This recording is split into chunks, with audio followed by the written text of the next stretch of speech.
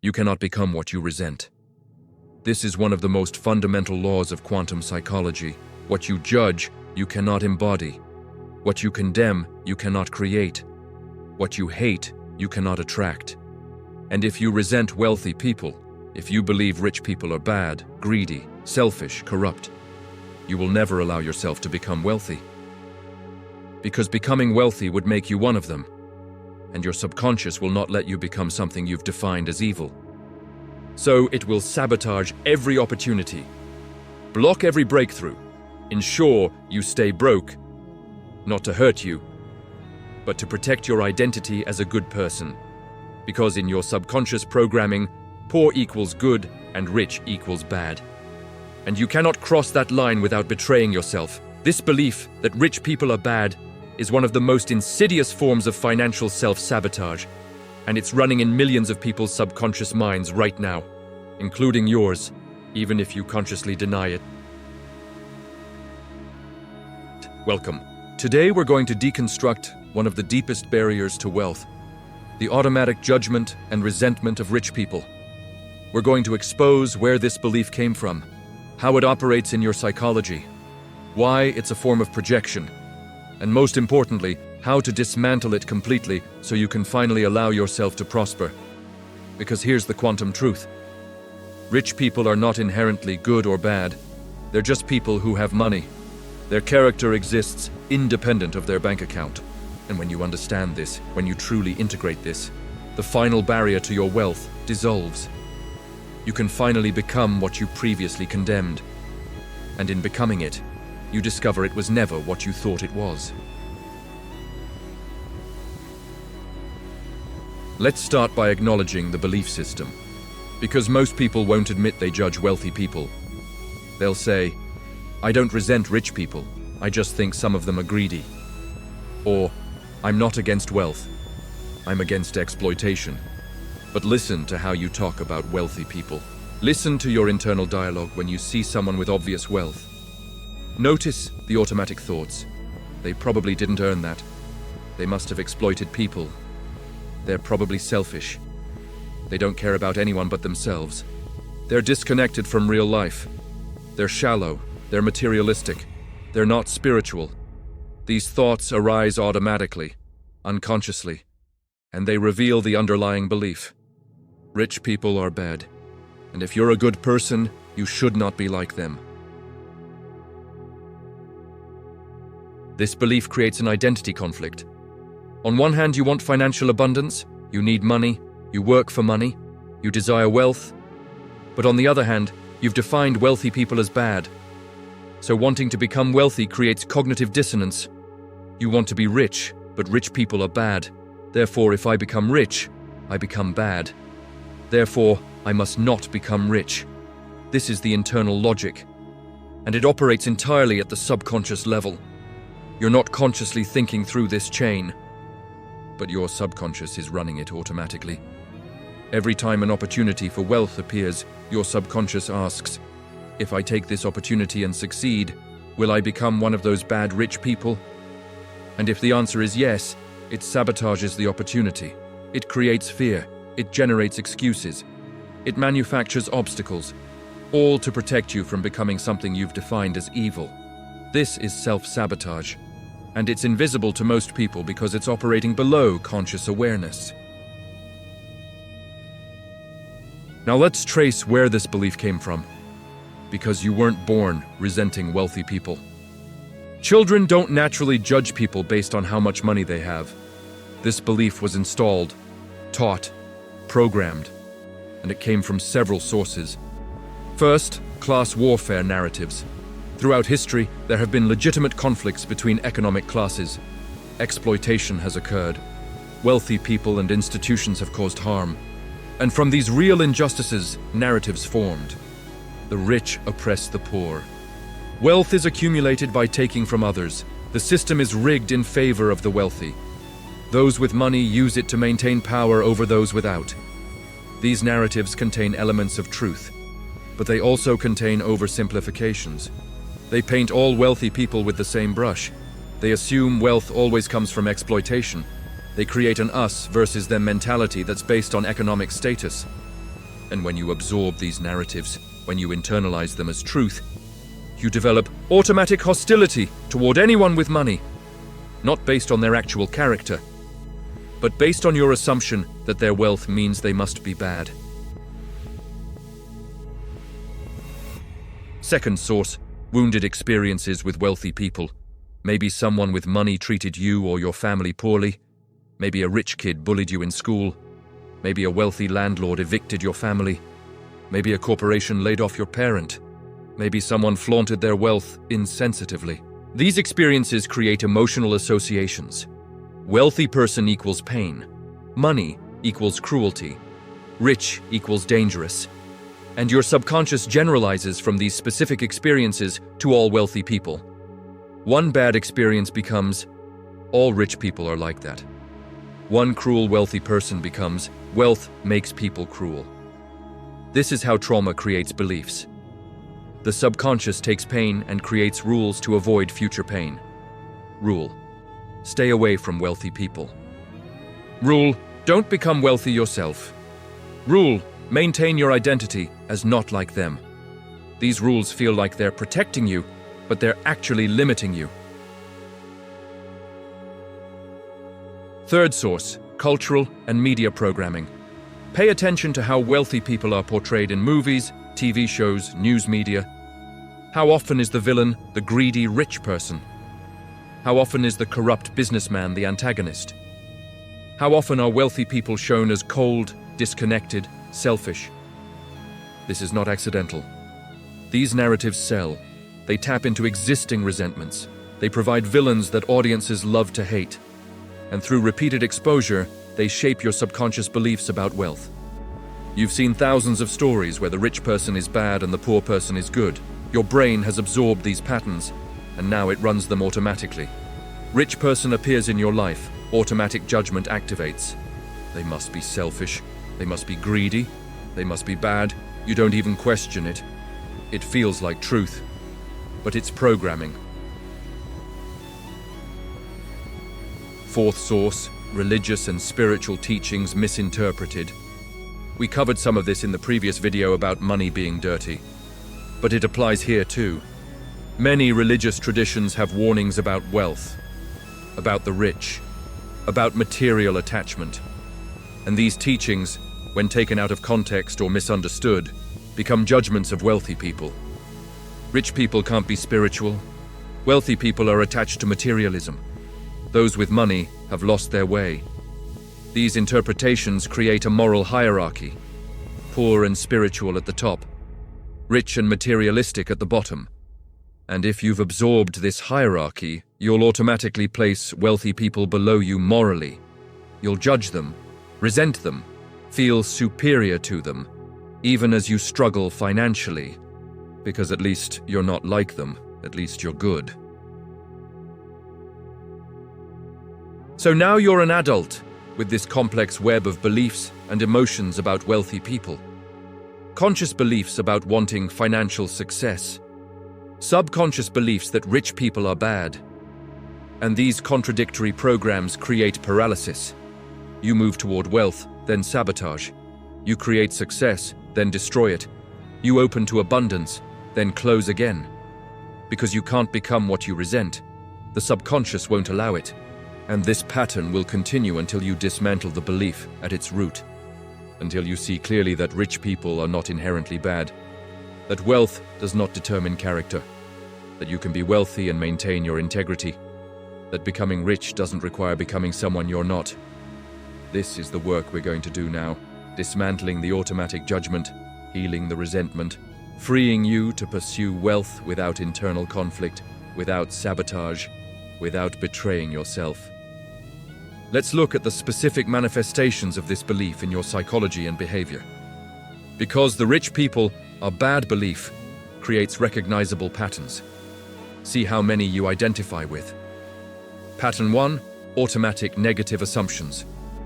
When you learn someone is wealthy, your first thoughts are negative. Before knowing anything about their character, their values, their actions, you assume they're probably selfish, probably greedy, probably disconnected from real people's struggles, You don't give them the benefit of the doubt. You don't approach them with openness. You approach them with judgment, and this judgment is projection. You're not seeing them as they are. You're seeing your beliefs about what wealth means, and those beliefs are preventing you from connecting with people who might have wisdom, resources, or opportunities to share with you. Your judgment is costing you connections, costing you potential, costing you growth. Pattern 2. Resentment when others succeed financially. When someone you know becomes wealthy, your dominant emotion is not happiness for them. It's resentment, maybe masked as concern. I hope money doesn't change them. Or rationalization. They probably just got lucky. Or superiority. Well, at least I didn't sell out. But underneath all of this is resentment. They have what you want. And instead of celebrating their success as evidence that wealth is possible, you judge them for having it. This resentment is particularly strong if the person started in similar circumstances as you. If they came from the same background and succeeded financially, it threatens your narrative. Your narrative that says, people like us don't become wealthy. Or, to become wealthy, you have to compromise your values. Their success contradicts your beliefs. So you resent them to maintain your beliefs. This is ego protection, and it's keeping you stuck. Pattern 3. Moral superiority based on financial status. You feel morally superior to people who have more money than you. At least, I'm not materialistic like them. At least I care about what matters. At least I'm not greedy. This superiority is a defense mechanism. It makes your financial lack feel like a choice, like a virtue, like something to be proud of. But it's a trap, because as long as you feel superior for having less, you'll unconsciously maintain less. Your identity is tied to not having money. Having money would mean losing your superiority, becoming what you currently judge. So you stay poor to stay superior, to maintain your position on the moral high ground. But that high ground is built on judgment, and judgment keeps you limited. Pattern 4. Cynicism about wealth creation. When you see someone's financial success, you immediately look for what's wrong. They must have exploited someone. They probably cut corners. They likely stepped on people to get there. They just got lucky. They had connections. They had advantages. You're unable to see legitimate wealth creation, unable to recognize value creation, unable to acknowledge skill, effort, strategy, timing, risk-taking. Everything successful is attributed to luck or wrongdoing, never to merit. This cynicism serves a purpose. It protects you from having to try. If wealth only comes from luck or exploitation, and you're neither lucky nor willing to exploit, then you're off the hook. You don't have to take responsibility for your financial situation. You don't have to learn, grow, take risks, work strategically. You can stay comfortable in your current position and blame the system, blame luck, blame wealthy people.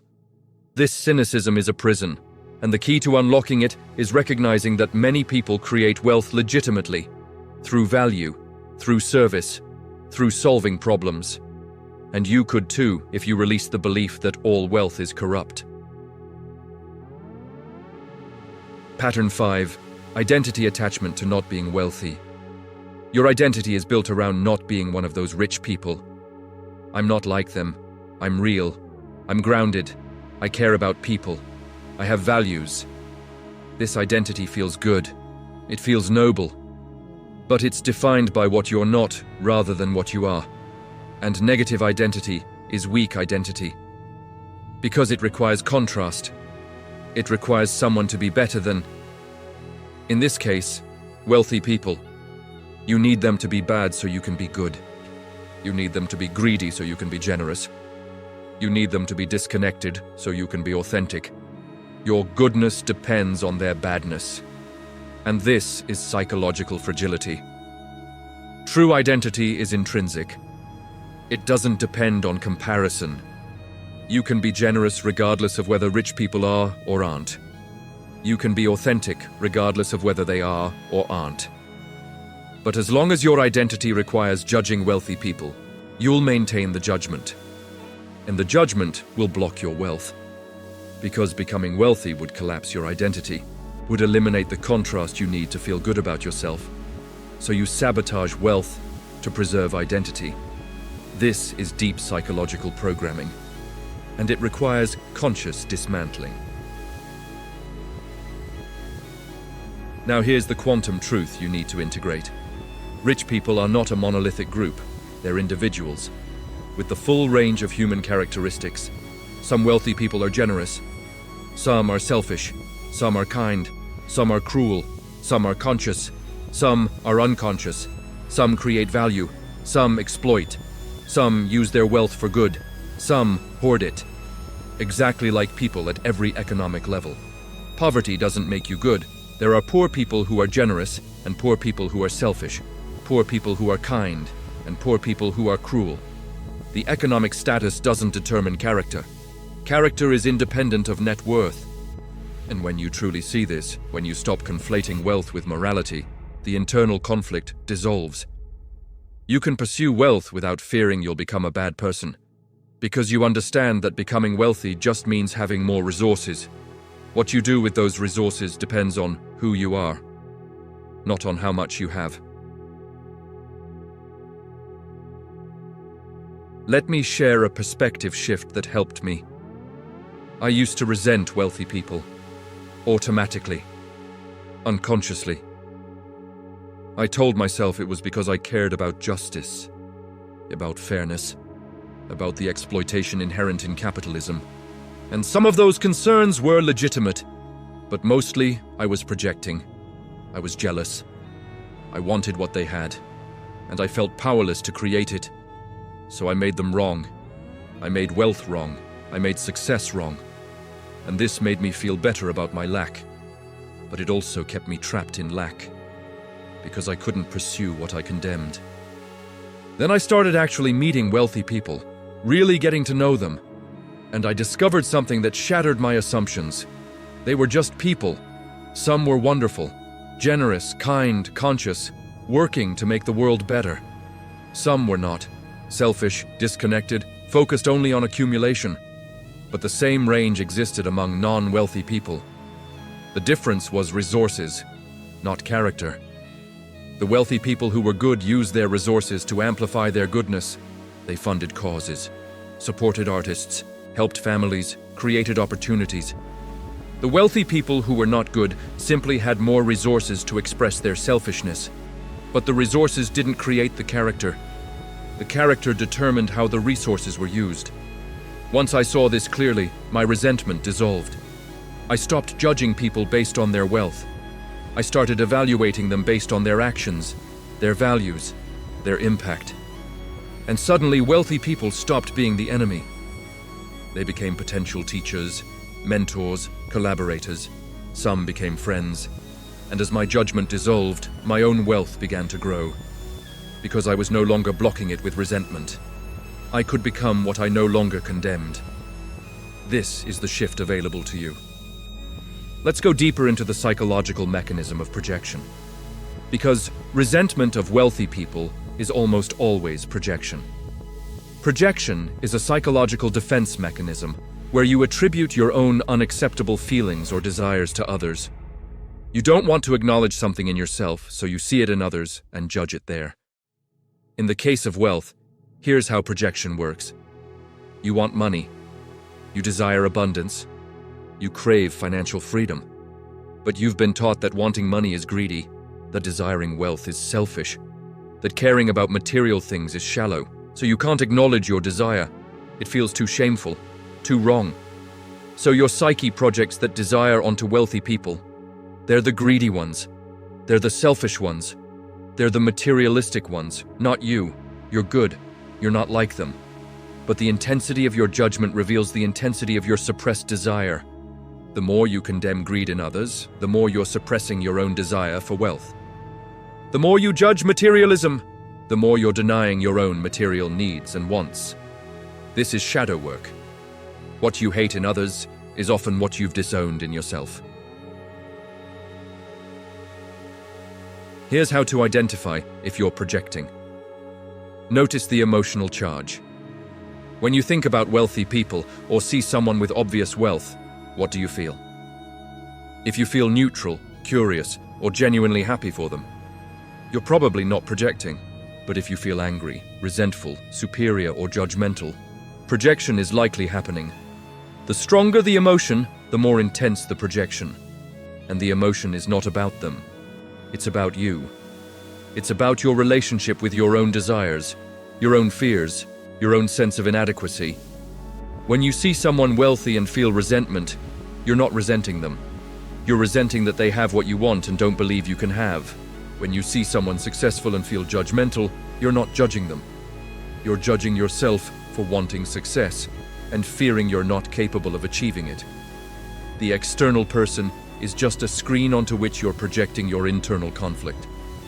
And until you recognize this, until you own your desires and fears, the projection will continue. And with it, the self-sabotage. So how do you heal projection? You bring what's unconscious into consciousness. You acknowledge what you've been denying. Here's a practice. Complete these sentences with brutal honesty. I want wealth because... And don't give yourself the acceptable answers. Don't say to help people. Don't say to live my purpose. Go deeper, to the shadow reasons. Maybe I want wealth because I'm tired of struggling, because I want security, because I want to feel important, because I want people to respect me, because I want to prove I'm not a failure, because I want to feel powerful, because I want luxury, because I want ease. Whatever the real reasons are, acknowledge them, without judgment. These desires are human. They're normal. They're not evidence that you're greedy. They're evidence that you're alive, that you have needs, that you want to thrive, not just survive. And acknowledging them doesn't make you bad. It makes you honest. And honesty is the first step to healing projection. Now complete this sentence. I judge wealthy people because... Again, go past the acceptable answers. Past because they're greedy. Deeper. Maybe I judge wealthy people because I'm jealous. Because they have what I want and I don't know how to get it. Because seeing their success makes me feel like a failure. Because if I admit they're good people who happen to have money, then I have to admit my poverty is not a virtue. Because if wealth doesn't make you bad, then my lack doesn't make me good. Because judging them lets me feel superior, even though I'm struggling. These are shadow truths, uncomfortable truths, but liberating truths. Because once you see the real reason for your judgment, the judgment loses its power. You can't unconsciously project what you've consciously acknowledged. You've reclaimed the disowned parts of yourself. And in reclaiming them, you free yourself from the need to judge others. You can see wealthy people clearly now, not through the lens of projection, but as they actually are. Individuals with varying characters who happen to have money. Some you'll like, some you won't. But your evaluation will be based on their actual character, not on your projected desires and fears. Now let's address the legitimate concerns about wealth inequality and exploitation. Because I'm not saying those concerns are invalid. Systems do favor the wealthy. Exploitation does happen. Injustice exists. But here's the important distinction. You can acknowledge systemic problems without judging all wealthy individuals. You can work for economic justice without resenting everyone who has money. You can critique capitalism without believing every rich person is evil. In fact, you'll be more effective in creating change if you separate the systemic issues from individual judgment. Because when you automatically hate all wealthy people, you close yourself off from potential allies. There are wealthy people who are deeply concerned about inequality, who fund progressive causes, who use their resources and influence to create systemic change. But if you've defined all rich people as the enemy, you won't collaborate with them. You won't learn from them. You won't build coalitions with them. Your judgment limits your effectiveness. Whereas if you can separate wealth from character, you can evaluate each person individually. You can ally with wealthy people who share your values. You can learn from wealthy people who've created success ethically. You can receive support from wealthy people who want to help. And you can still critique systems, still fight for justice, still work toward a more equitable world. These are not contradictions. They're mature, nuanced positions.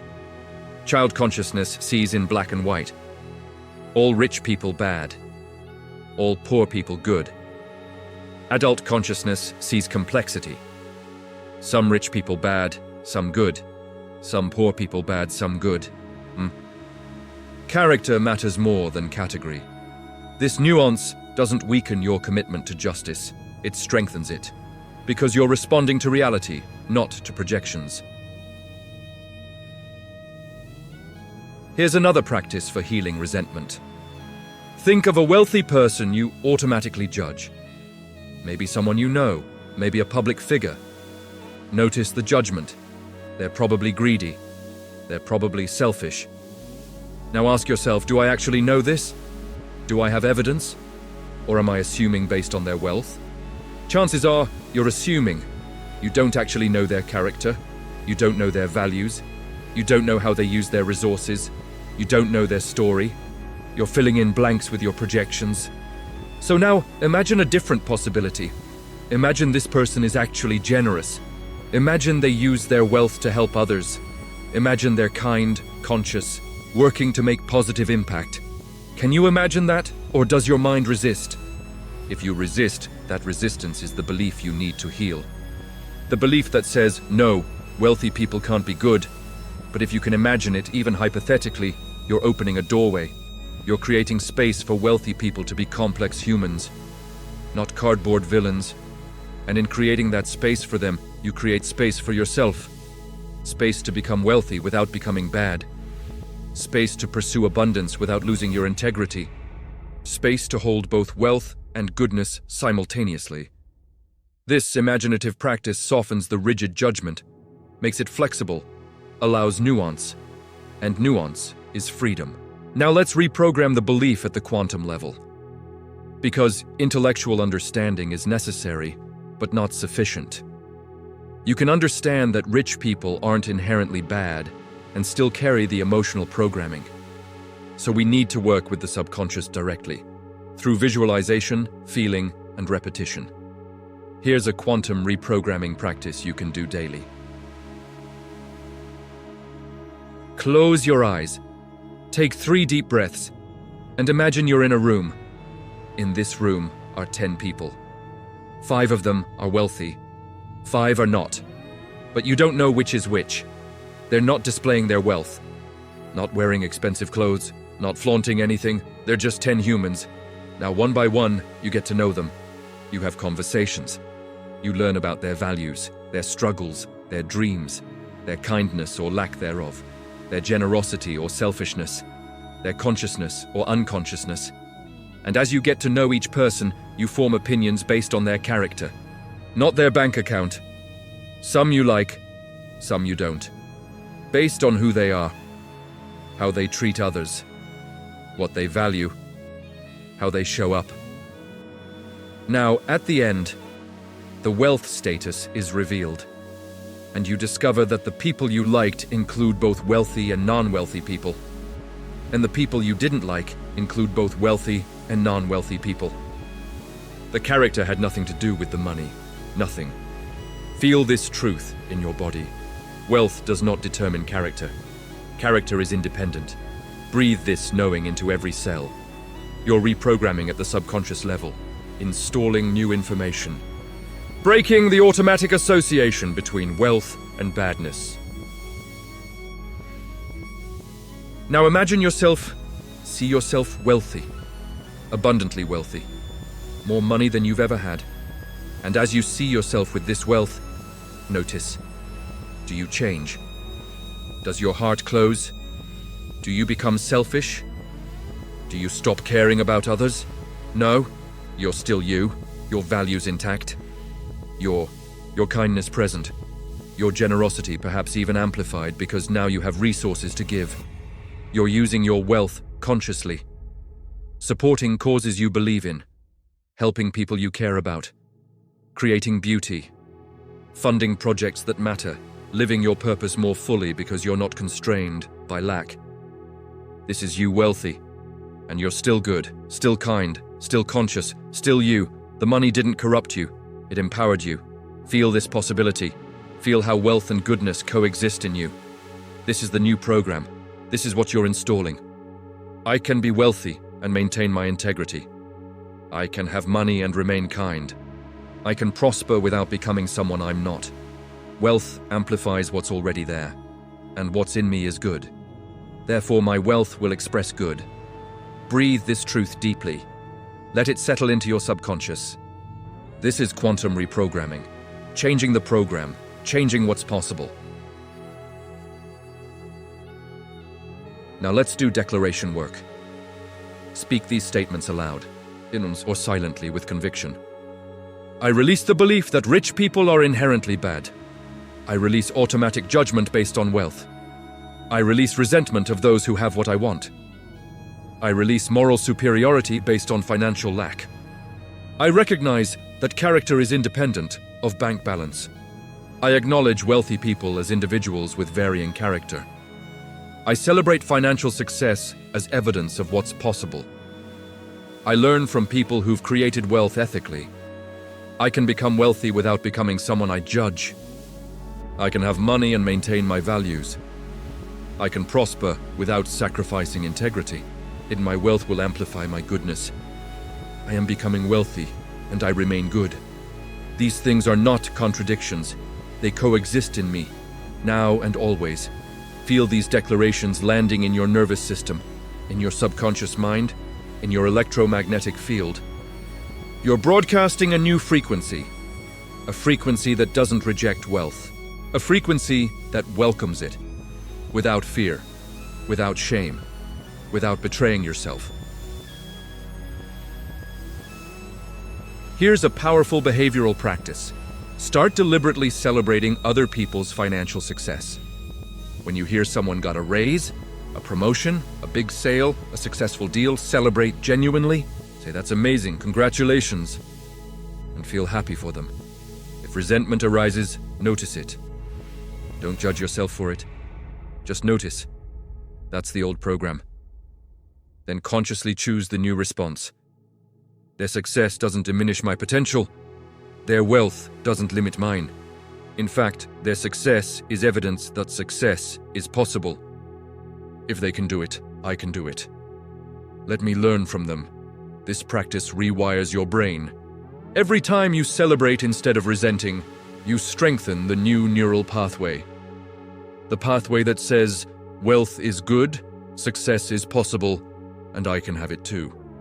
Over time, celebration becomes automatic. And when celebration is automatic, resentment is gone.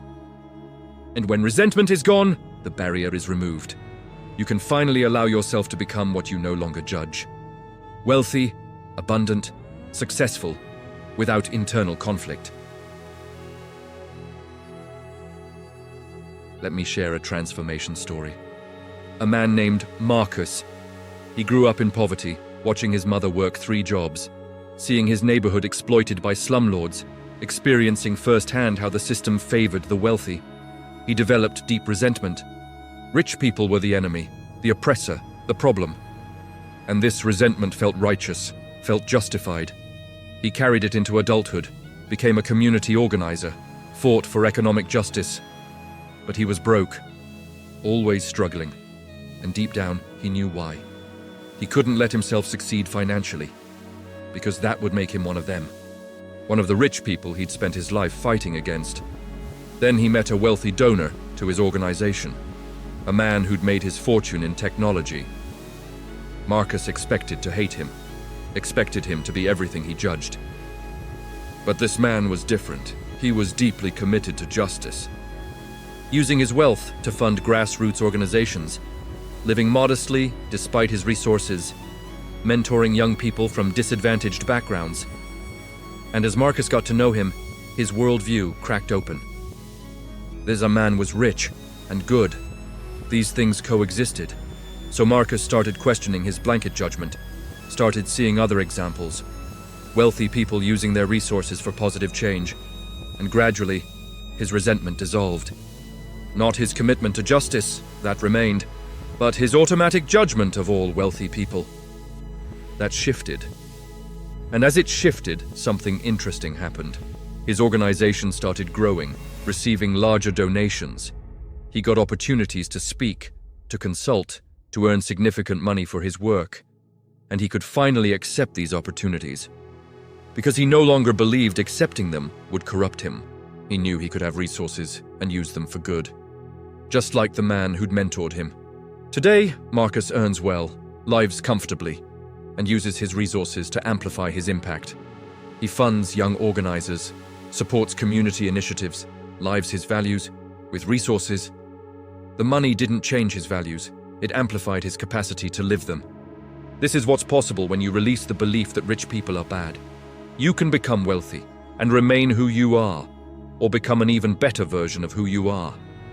Because resources in conscious hands create good. Let's address one more critical aspect. The fear that you'll become what you judge if you become wealthy. This fear is deep and often unconscious, but it's operating. You've judged wealthy people your whole life, called them greedy, selfish, disconnected, and now you're pursuing wealth. So a part of you fears, if I succeed, will I become what I've condemned?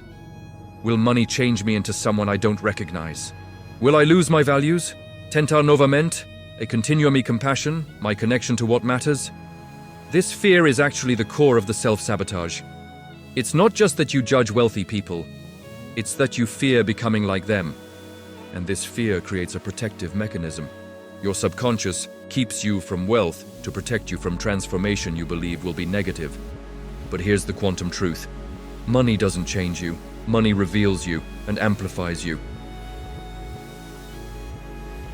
Think about it this way. If you're selfish without money, you'll be more selfish with money, because you'll have more resources to express your selfishness. But if you're generous without money, you'll be more generous with money, because you'll have more resources to express your generosity. The money isn't creating the character trait, it's amplifying what's already there. This is why wealthy people aren't uniform in character. Some are wonderful, some are terrible, because the money is revealing and amplifying their pre-existing character, not creating it. So the question is not, will money change me? The question is, who am I right now? What are my values right now? How do I treat people right now? If you're kind, conscious, generous, caring right now with little money, you'll be kind, conscious, generous, caring with a lot of money. Just with more capacity to express those qualities. The fear that money will corrupt you is only valid if you're already corruptible, if your values are shallow, if your integrity is weak, if your character is unstable. But if you've done your inner work, if you know who you are, if your values are genuine, money will not corrupt you. It will empower you. And this is the realization that dissolves the fear. Here's a practice to address this fear directly. Imagine yourself with significant wealth. Really imagine it. You have financial abundance, more than enough. And now with this wealth you face choices. Someone asks you for help, what do you do? If you're generous now, you help. If you're selfish now, you might refuse. The money didn't determine the choice. Your character did. Someone offers you an unethical business opportunity. Very profitable, but it would harm others. What do? If you have integrity now, you refuse. If you're willing to compromise ethics for gain now, you might accept. Again, the money didn't determine the choice, your values did. You see a cause you care about. Do you support it? If you care now, yes. If you don't care now, no. The money doesn't change whether you care, it just gives you resources to express your care. Go through various scenarios, and in each one, notice. Your choices are determined by who you are, not by how much you have. Money is just the amplifier. You are the signal. And if you like the signal, you'll like what happens when it's amplified. If you don't like the signal, work on yourself first. Develop your character, clarify your values, strengthen your integrity, then pursue wealth. And the wealth will amplify goodness. This is how you address the fear, by recognizing you're in control. Money is a tool. You're the one who determines how it's used. Now let's talk about what to do moving forward. Because intellectual understanding and even quantum reprogramming need to be supported by behavioral change.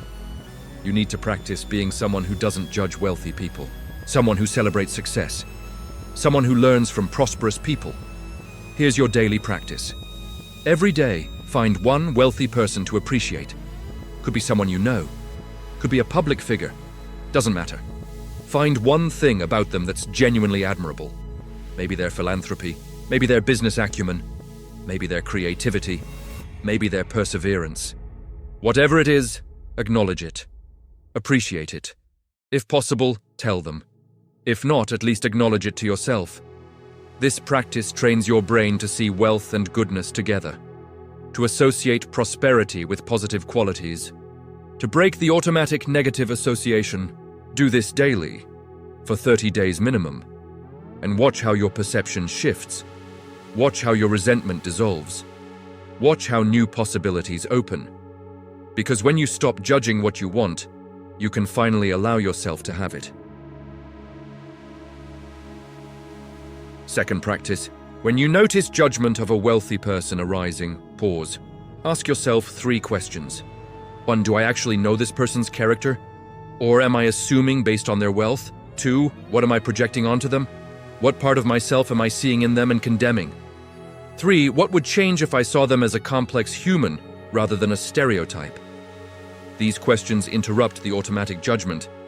They create space for conscious choice, for nuanced perception, for seeing reality rather than projection. And the more you practice this interruption, the weaker the automatic judgment becomes. Eventually, it stops arising altogether. You see wealthy people as individuals. Some you resonate with, some you don't. But the evaluation is based on character, not on wealth.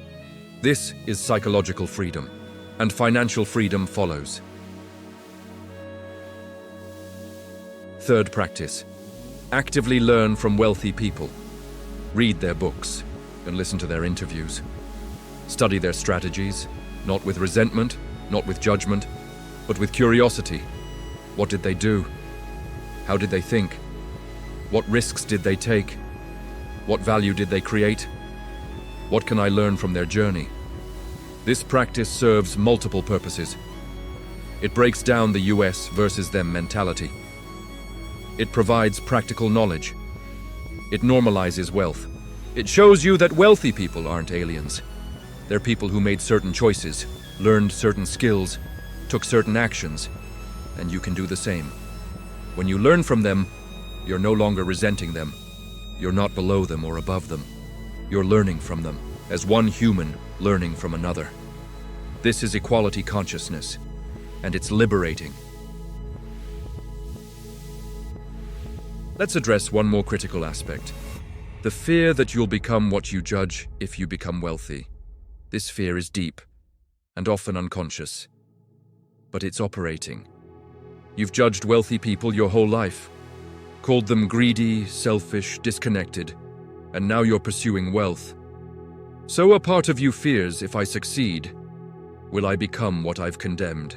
Will money change me into someone I don't recognize? Will I lose my values, tenta novamente, e continuami compassion, my connection to what matters? This fear is actually the core of the self-sabotage. It's not just that you judge wealthy people. It's that you fear becoming like them. And this fear creates a protective mechanism. Your subconscious keeps you from wealth to protect you from transformation you believe will be negative. But here's the quantum truth. Money doesn't change you. Money reveals you and amplifies you. Think about it this way. If you're selfish without money, you'll be more selfish with money, because you'll have more resources to express your selfishness. But if you're generous without money, you'll be more generous with money, because you'll have more resources to express your generosity. The money isn't creating the character trait. It's amplifying what's already there. This is why wealthy people aren't uniform in character. Some are wonderful, some are terrible. Because the money is revealing and amplifying their pre-existing character, not creating it. So the question is not, will money change me? The question is, who am I right now? What are my values right now? How do I treat people right now? If you're kind, conscious, generous, caring right now with little money, you'll be kind, conscious, generous, caring with a lot of money, just with more capacity to express those qualities. The fear that money will corrupt you is only valid if you're already corruptible. If your values are shallow, if your integrity is weak, if your character is unstable, but if you've done your inner work, if you know who you are, if your values are genuine, money will not corrupt you. It will empower you. And this is the realization that dissolves the fear. Here's a practice to address this fear directly. Imagine yourself with significant wealth. Really imagine it. You have financial abundance, more than enough. And now with this wealth, you face choices. Someone asks you for help. What do? If you're generous now, you help. If you're selfish now, you might refuse. The money didn't determine the choice. Your character did. Someone offers you an unethical business opportunity. Very profitable, but it would harm others. What do? If you have integrity now, you refuse. If you're willing to compromise ethics for gain now, you might accept. Again, the money didn't determine the choice. Your values did. You see a cause you care about. Do you support it?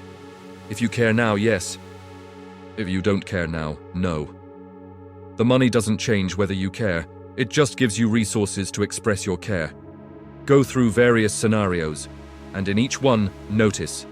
Your choices are determined by who you are, not by how much you have. Money is just the amplifier. You are the signal, and if you like the signal, you'll like what happens when it's amplified. If you don't like the signal, work on yourself first.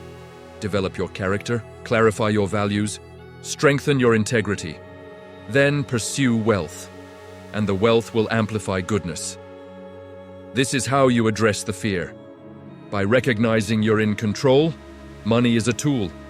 You're the one who determines how it's used. Now let's talk about what to do moving forward, because intellectual understanding and even quantum reprogramming need to be supported by behavioral change. You need to practice being someone who doesn't judge wealthy people, someone who celebrates success, someone who learns from prosperous people.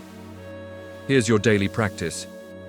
Every day, find one wealthy person to appreciate. Could be someone you know, could be a public figure, doesn't matter.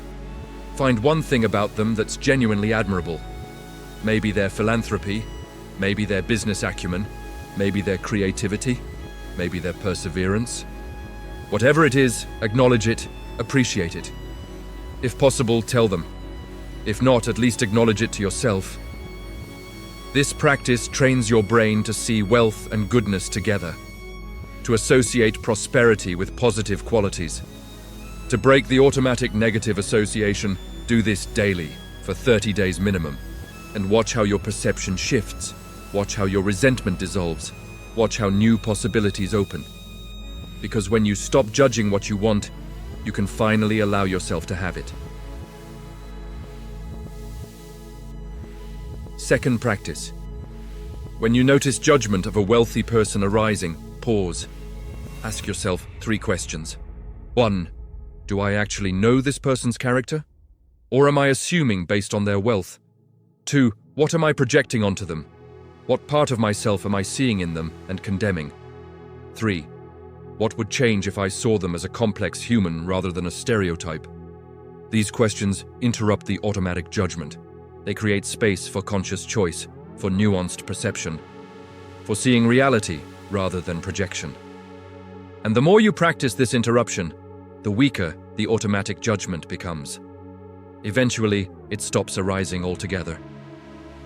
You see wealthy people as individuals. Some you resonate with, some you don't. But the evaluation is based on character, not on wealth. This is psychological freedom. And financial freedom follows.